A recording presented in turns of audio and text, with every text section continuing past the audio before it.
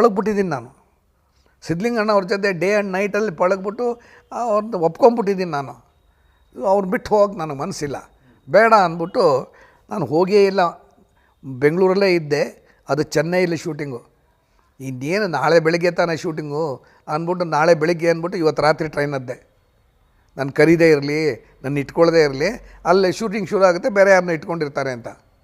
ಅಲ್ಲಿ ಏನು ಅಂದರೆ ನಾವು ಚಿಕ್ಕಪ್ಪ ಅವರು ಹುಣಸೂರವರು, ಬೇಡ ಅವನು ಬಂದಾಗೆ ಶುರು ಮಾಡೋಣ, ಅದಕ್ಕೇನಂತೆ ಬರೀ ಸಾಂಗ್ ತಾನೇ ಮೊದಲು ಪ್ರಾರಂಭ ಮಾಡ್ಕೊಳ್ಳೋಣ ಅಂದ್ಬಿಟ್ರು. ನಾನು ಹೋಗಿದ್ದೆ, ಬೆಳಗ್ಗೆ ಇದ್ದ ಟ್ರೈನಲ್ಲಿ ಇಳಿದ್ರೆ ಕರೆಕ್ಟಾಗಿದ್ದೆ. ನಾವು ಅವತ್ತಿನ ಸಹ ರಾಜ್ಕುಮಾರ್ಗೆ ಬಲಗೈ ಆಗಿದ್ದವರು ಗೋಪಾಲ್ ಅಂತ, ಆತ್ಮಶಾಂತಿ ಗೋಪಾಲ್ ಅಂತ ಒಬ್ಬರು. ಅವರು ರಾಜ್ಕುಮಾರ್ ಅಭಿಮಾನಿಗಳ ಸಂಘದ ಮೊದಲ ಅಧ್ಯಕ್ಷರು. ಸಾರಾ ಗೋವಿಂದು ಅಲ್ಲ, ಸಾರಾ ಗೋವಿಂದಗಿಂತ ಮುಂಚೆ ಇದ್ದವರು ಗೋಪಾಲ್, ಆಮೇಲೆ ಸಾರಾ ಗೋವಿಂದು ನಂತರ ಬಂದಿದ್ದು. ಸೊ ಅವರು ಏನು ಮಾಡಿದ್ರು ಅಂದರೆ ಬೆಳಗಿನ ಜಾವನೇ ನಾನು ಬರ್ತಿದ್ದಂಗೆ ಇನ್ನೂ ಮನೇಲಿ ಹೋಗಿದ್ದು ಮಖ ತೊಳ್ಕೊಂಡು ಬ್ರಷ್ ತೊಳ್ಕೊಂಡು ಅಷ್ಟೆಲ್ಲ ಅವರು ಬಂದು ಇಳಿದ್ಬಿಟ್ರು. ಬಂದು ಗೋಪಾಲು ಏನು ಅಂತ ಹೇಳಿದ್ರು, ಇಲ್ಲಪ್ಪ ಯಾರು ಇಟ್ಕೊಂಡೇ ಇಲ್ಲ, ನಿಮ್ಮ ಚಿಕ್ಕಪ್ಪವರು ಹುಣಸು ನೀನೇ ಬೇಕು ಅಂತ ಇಟ್ಕೊಂಡಿದ್ದಾರೆ, ಅದರಿಂದ ನೀನು ಸ್ನಾನ ಮಾಡ್ಕೊಂಡು ರೆಡಿಯಾಗೋ ಕಾರ್ ಕಳಿಸ್ಕೊಡ್ತೀವಿ ಅಂದರು.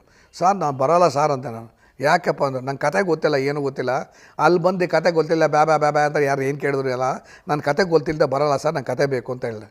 ಇಲ್ಲ ಬೇಡ, ಇವತ್ತಿಂದ ಸಾಂಗ್ ಮಾತ್ರ ಇಟ್ಟಿದ್ದಾರೆ, ಆ ಸಾಂಗು ಇವತ್ತು ನೋಡ್ಕೊಂಬಿಡು ಆ ಪೋರ್ಷನ್ನು, ಸಾಯಂಕಾಲ ನಿನ್ನ ಕತೆ ಹೇಳ್ತಾರೆ ಅಂದರು. ನೋಡಿ, ಒಬ್ಬ ಡೈರೆಕ್ಟ್ರು ಸಾಮಾನ್ಯವಾಗಿ ಕಲಾವಿದರಿಗೆ ಅವ್ರಿಗೆ ಕತೆ ಹೇಳ್ತಾರೆ. ಅವತ್ತು ದಿವಸ ಶೂಟಿಂಗ್ ಮುಗಿಸ್ಬಿಟ್ಟು ನನಗೆ ಹುಣಸೂರವರು ಆಮೇಲೆ ಇನ್ನೊಬ್ಬರು ಭಾವನಾ ಅಣ್ಣ ಅಂತ ಅವರಿಬ್ಬರು ಸೇರಿ ಕತೆ ಹೇಳಿದ್ರು ನನಗೆ ಅದು ನನ್ನ ಪುಣ್ಯ. ಕತೆ ಹೇಳಿದ್ರು, ಸರಿ ಅಂತ. ಏನಂತ ಹೇಳಿದ್ರೆ ಅವ್ರಿಗೆ ಚಿಕ್ಕಪ್ಪವ್ರಿಗೆ ನಾನು ಚೆನ್ನಾಗಿ ಕೆಲಸ ಮಾಡ್ತೀನಿ ಅಂತ ಗೊತ್ತು. ಆ ಭಾವನಾ ಅಣ್ಣ ಅನ್ನೋರಿಗೂ ಕೂಡ ನನ್ನ ಮೇಲೇನೋ ಅಭಿಮಾನ ಪ್ರೀತಿ ಆಗೋಯ್ತು. ಆ ಪಿಕ್ಚರ್ ಮುಂದೆ ಹೇಳಿದ್ದೆ ನಾನು ಹಿಂದೆ, ಅದು ಚೆನ್ನಾಗಿ ಮೂಡಿ ಬಂತು. ಅವರು ನನಗೆ ಕೊಡೋ ಸಂಭಾವನೆನ ನಾನು ಕೇಳ್ತಾನೆ ಇರಲಿಲ್ಲ, ಯಾವತ್ತೂ ಕೂಡ ಯಾರನ್ನೂ ದುಡ್ಡು ಕೇಳ್ತಾನೆ ಇರಲಿಲ್ಲ. ಅವ್ರು ಕೊಟ್ಟಾಗಿ ಇಸ್ಕೊಳ್ಳೋದು ಇದೇ ನನ್ನ ಚೇತನ. ಅದು ಎಲ್ಲರೂ ಹಾಗೆ ಕೊಡೋರು ನನಗೆ. ಸೊ ಇವರು ನನಗೊಂದು 600 ರೂಪಾಯಿ ಕೊಡಬೇಕಾಗಿತ್ತು. 600 ರೂಪಾಯಿ ಇವರು ತುಂಬ ದೊಡ್ಡ ಅಜಾನುಬಾಹು ಇವರು. ಈ ಭಾವನಾ ಅಣ್ಣ ಅನ್ನೋರು ಘಟದ ಗಜ ಇದ್ದಂಗೆ ಅವ್ರು ಅಷ್ಟು ಹೈಟು, ನಾವು ಇಷ್ಟು ಶಾರ್ಟ್ ಫ್ರೇಮು, ನಾವು ಏನು ಕೇಳೋದಲ್ಲ, ದಪ್ಪ ವಾಯ್ಸು, ಆಮೇಲೆ ಸೇದೋದು ಇಷ್ಟು ದೊಡ್ಡ ಚುಟ್ಟ. ಅವ್ರನ್ನ ಎಲ್ಲಿ ದುಡ್ಡು ಕೇಳೋಕ್ಕೆ ಅದು ಹೆದರಿಕೆ ಆಗೋದು.